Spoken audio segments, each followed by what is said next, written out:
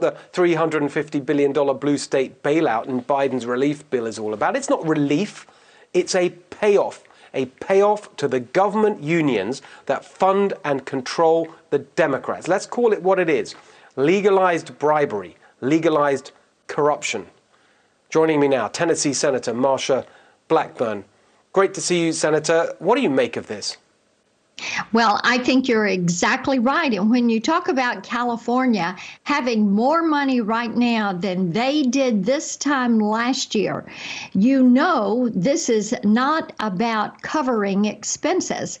And when you look at the fact that for education, for example, which is a huge issue right now because unions do not want to go back and teach in some of these blue cities and blue states. Steve, we have put $110 billion forward already for education. Out of that money, you've got $4 billion that has been pulled down for K through 12 education and $11 billion for higher education. So there is more money in the pipeline that they're using. And then on top of this, you now have Pelosi from California, Schumer from New York. And what are they saying? We've got to have $350 billion because our state and local governments have no money and we need to send money to them. And it's just not true. State budgets are in better shape than they were this time last year. It's outrageous. I mean, is there anything that you and your colleagues can do about it? One of the things that we did do was this past week when we had the Bernie budget buster budget that was on the floor and we voted through the night on Friday was to put some amendments into place that would restrict funding to illegal aliens, pushing back on the $15 an hour minimum wage and continuing to build awareness with people. You know, I thought it was really interesting that you had the Teamsters president, a CEO, Richard Trumka, who was complaining about Joe Biden going in and shutting down the Keystone Pipeline. And this is because everybody knows the best economic stimulus is a job. The states who are doing the poorest have been the states that are in lockdown that will not open up. And you have a lot of people that are in the energy sector that realize what Joe Biden is doing is hurting the U.S. economy and helping out China.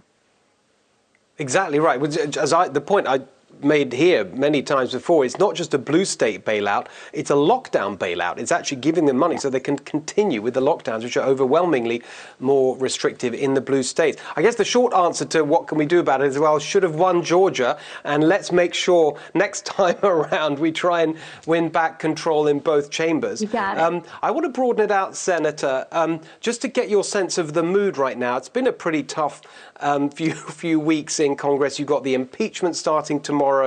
There's been lots of introspection on the Republican side. What's the mood right now in Congress?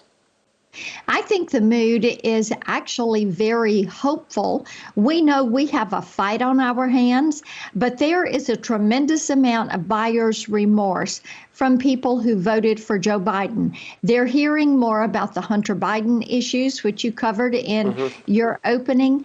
They are looking at these executive orders, and like someone who voted for Joe Biden told me last week, said, oh my goodness, this makes me really nervous. I wish he would not do these executive orders. And he promised unity. What you're seeing is a demand from the Democrats that we submit to the leftist agenda and that we conform to what they're wanting. It's not unity. This has people very unsettled. There's a lot of buyer's remorse.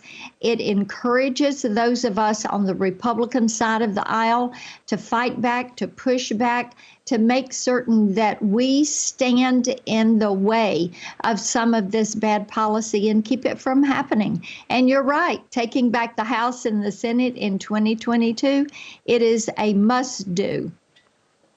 There you go. Well, I know you'll be at the forefront of that battle. Great to see you tonight, Senator. Thank you. Good to see you.